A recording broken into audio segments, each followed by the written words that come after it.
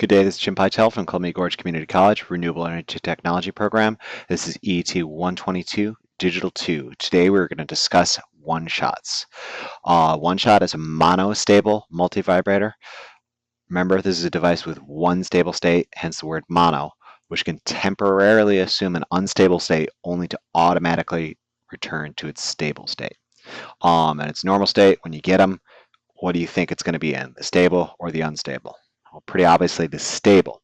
Once it's triggered, it assumes the unstable state for a predetermined length of time and then automatically returns to the stable state until it's triggered again. Let's talk a little bit more about triggering. Since you don't want your one-shot just randomly assuming unstable states, it needs to receive a trigger pulse for it to fire. And let's notice some of the terms I'm using here. Trigger, fire, one shot. There's a lot of firearms terminology, or ray guns if you're significantly advanced. It may help you to think of the one shot in this manner. So the parallelism kind of stops when we discuss the terms retriggerable and non-retriggerable. Okay, so let's use some timing diagrams here, and we're going to show how a non-retriggerable one shot works. So let's say this is our triggering input, and let's say we get a pulse here, and our one shot is normally low, and it's going to trigger on a positive rising edge. So it's normally low, and it triggers here. It assumes an unstable 1 for a predetermined length of time. We're going to talk about that later. And it automatically goes back to 0 until it's triggered again. And right here, it goes up. And now let's say within this pulse width, it receives another command to trigger again. Okay, so this is a non-retriggerable pulse, non-retriggerable one-shot, meaning that the arrival of the second trigger command is ignored. It's going to go through the regular old predetermined pulse width of TW. Okay, now, given this same behavior for a retriggerable one-shot, things are going to happen differently. So let's say our trigger signals are here. There's another one here. And there's another one there. So, and again, let's do the positive edges. Okay, so let's pretend our pulse width, again, we're dealing with a low, and it goes up for the one shot. Let's pretend our pulse width is actually a little bit tinier here, and it goes back down. Okay, and then it stays down until the trigger is received again, and it goes back up. Now, this is a retriggerable one shot. It receives this second trigger command while this pulse is still active. All it does is it continues on with that pulse. Okay, so every time it receives a trigger output, it will simply extend the pulse past the most recent trigger if it was received within an ongoing pulse output. And otherwise it's the same. Like over here, it receives yet another trigger, and you still do that one pulse width of your predetermined pulse width. Whereas this one, since it occurred right at the edge, it would be almost 2 times as long. Let's do an example here. Let's say this pulse width was here. It's a super short pulse. Then immediately after it was another super short pulse on the trigger. What you're going to get is something, okay, it's triggering the one shot, and now it's triggering it again. Since it's retriggerable, it's going to extend that pulse. That's all it is between triggerable and retriggerable. So let's talk about some of the devices we're going to use. The 74-121, which is a non-retriggerable one shot. A 74-122, which is retriggerable. and then the always faithful 555 timer, which can be configured as a one shot if you want to. We've already used the 555 timer in some clock applications. One thing to say about the 555, since it is kind of like this general purpose thing, it can do a lot of jobs, but it can't do a job especially well. So basically you're limited in pulse widths, I think down to 10 microseconds for this guy, whereas these guys, the 74, 121, and 122, they're designed, that's their whole purpose in life is to be a one shot, so they can actually go down to 30 nanoseconds, much quicker pulse. And additionally, you can do positive rising edge or negative edge, and additionally you can do trigger on specific logic conditions, hence the multiple triggers, as we'll show in a little bit here. Okay, so let's have, now we discussed what a retriggerable and non-retriggerable one-shot is. Let's actually just make a super primitive one-shot using a couple gates and a capacitor. So I know some of you guys had a chill go down your spine there. Uh-oh, all that stuff you forgot in ET-112 is now coming back to haunt you. Capacitors. Okay, so here's our super primitive one-shot device. It's made out of a NOR gate hooked up with a capacitor, hooked up to a resistor that's being used as a pull-up resistor to a +5. So meaning what's coming into the input of this inverter is a 1, and our natural stable state is a 0. Okay, so let's draw the truth table for a NOR gate. Whoops.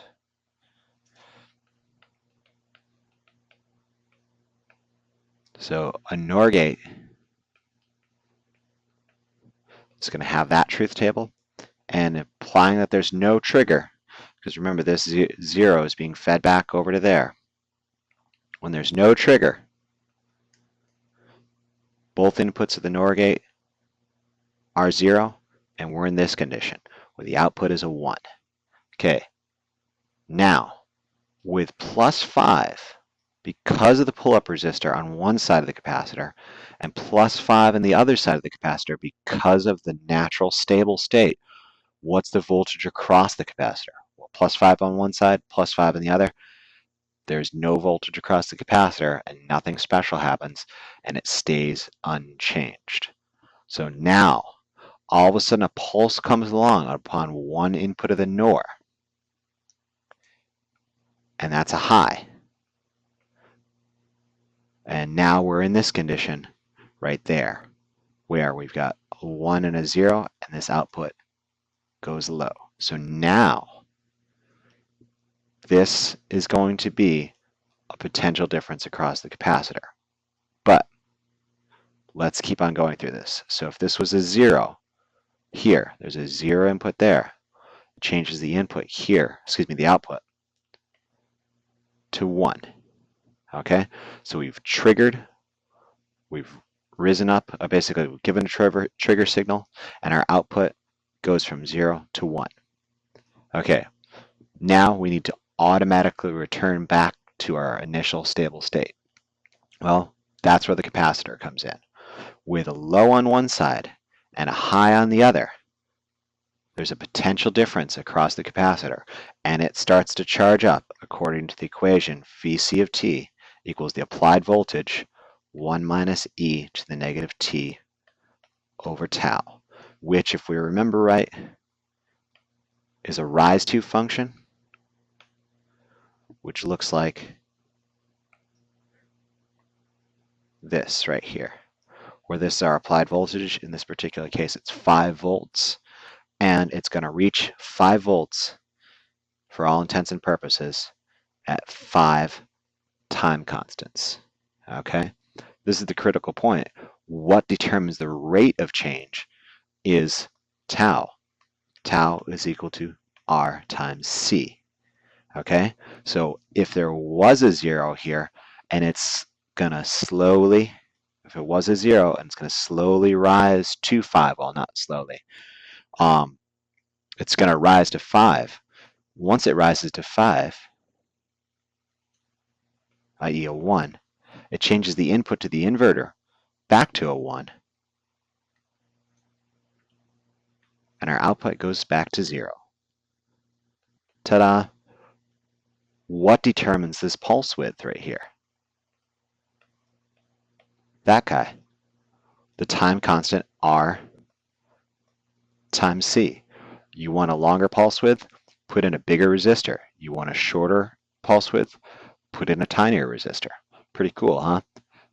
Customizable pulse widths for a one-shot. Okay, so symbols for one-shots. Just a little square with a pulse and a 1 next to it.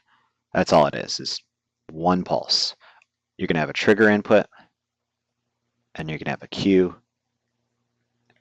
and a not Q output. Additional, those are for the kind of the fixed ones, the fixed one-shots, where here's the one shot, it's got a pulse width of such and such, and you can't do anything about it. But then there's customizable ones, which we're going to be using here. And the customizable ones, like we just said about adding a resistor and capacitor here, changing the time constant, we need to be able to somehow change the time constant. Well, you still have your trigger, you still have your symbol, whoops, you still have your symbol for a one shot, you still have your Q output, you still have your not Q output, but you also have R external and RXT, CEXT. What those means is resistor external, and capacitor external, meaning you can customize with the pulse with these non-logic connections. And oftentimes you'll see in data sheets a non-logic connection, i.e. you're not putting a gate into there, anything like that, you're adding a resistor and or a capacitor or whatever to it. There's going to be little X's on those, okay? Meaning don't feed a gate in there. Hook it up to a non-logic device. In our particular cases, resistors and capacitors. If you don't want to customize it, they have a natural pulse width. Just don't hook those things up. There is an internal resistance, so RINT, that you do need to hook up though. So that is also a non-logic connection. So the internal resistor, according to our primitive one shot, that needs to be hooked up to +5. So that is also quasi non-logic connection. Okay, so if you just want to have its natural clock pulse, natural pulse width, just hook up resistor internal. And if you want to customize it, you have to hook up R external and capacitor external and hook those up to +5 and then leave this guy alone. Now let's discuss a particular device, the 74121, which is I think the one that you're going to be using in lab. So definitely pay attention to this one. And this is a non-retriggable one-shot. Okay, this right here is a 74121 non-retriggable one-shot. And we've got a couple, I'm going to put the word in quotes, triggers, which feed into our triggers right here, into the trigger input. The reason why I put those in quotes, as you're going to see in lab, the configuration of A1, A2, and B determine what type of trigger it is. So just for right now, just think of it, that's my trigger. There's still a Q output and a not Q output. And then you've got this resistor internal, capacitor external, and resistor capacitor external. So like I said earlier, you can just hook it up for its natural state. And what is the natural state? What is the natural pulse width for a 74121? I don't actually know this off the top of my head. I think it's 30 nanoseconds. Let me stop the tape and take a look. I was right, 30 nanoseconds. I think all of them are 30 nanoseconds. I think the 74122 is too. I'll check that. So with nothing hooked up to it, no external components there, and resistor internal hooked up to +5, you're going to get a pulse width of 30 nanoseconds. Okay, so now you want to go ahead and customize it. What you do is hook up your capacitor external. I have to draw the right polarity. And your resistor external. And the ratio of resistance and capacitance determines the width of the pulse according to this formula. It's specific only for the 74121. 0.7 R times C external, where this R right here is R EXT or R internal. Okay, so say you want a 80 millisecond pulse, at least an 80 millisecond pulse.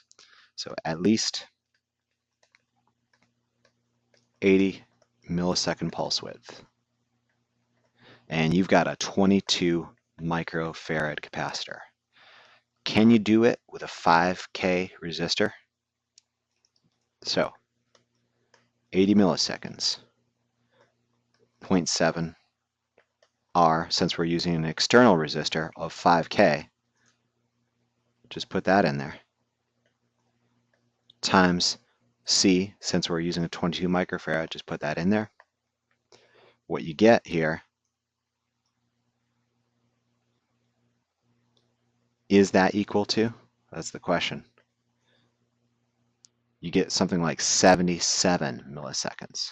So can't do it with a 5 kilo ohm resistor. So if we want to increase the pulse widths ever so slightly, what are we going to do? We're going to increase the resistor or decrease the resistor. Well, common sense would tell you R times C is the time constant. This 0.7 is something specific to the 74121. You would probably have to increase the resistance by how much? Real close, ever so slightly. So let's try 5,200 ohms, 0.7 times 22 microfarads.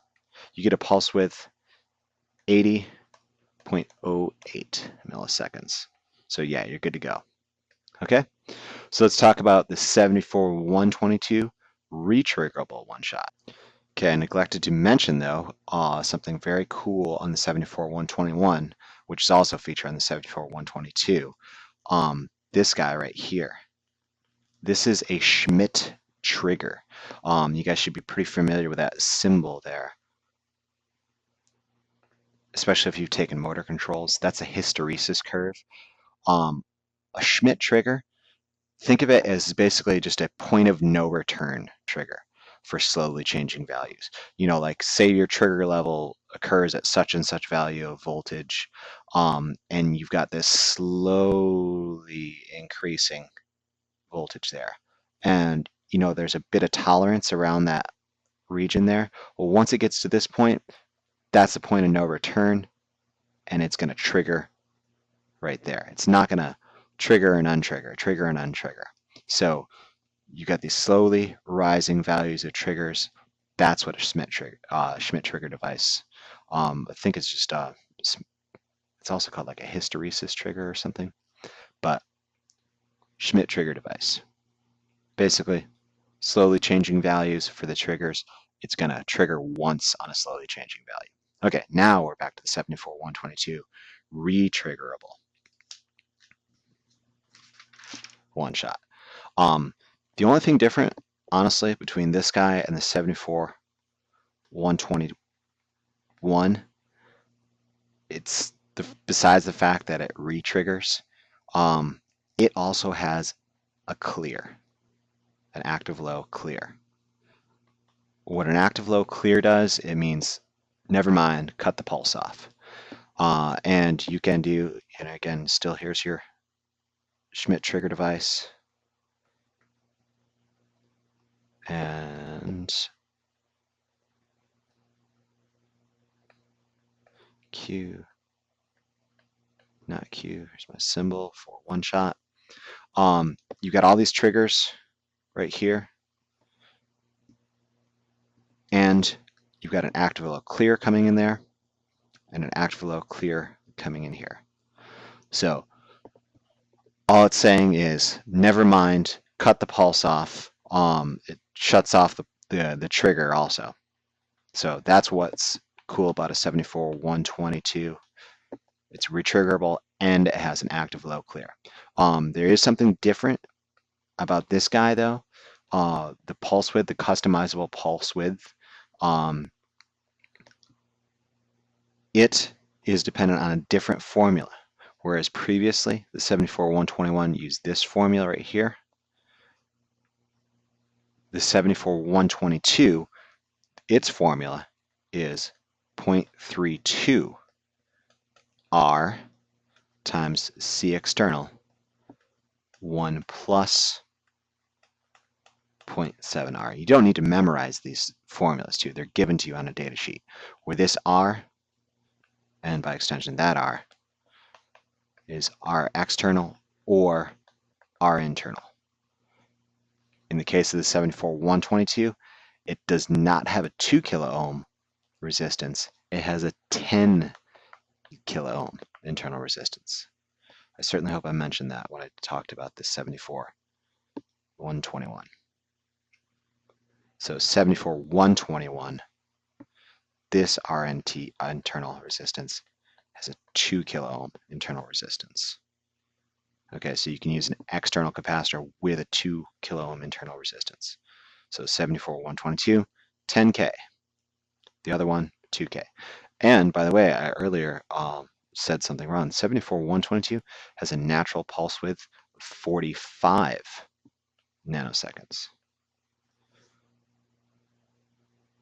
So 121, 30 nanoseconds. 122, 45 nanoseconds. And again, those are all on data sheets right here. This is a general idea of a one-shots, and now we're going to take some time to talk about the 555 timer, which again, remember, is a pretty general purpose device, and we'll show how to configure it as a one-shot.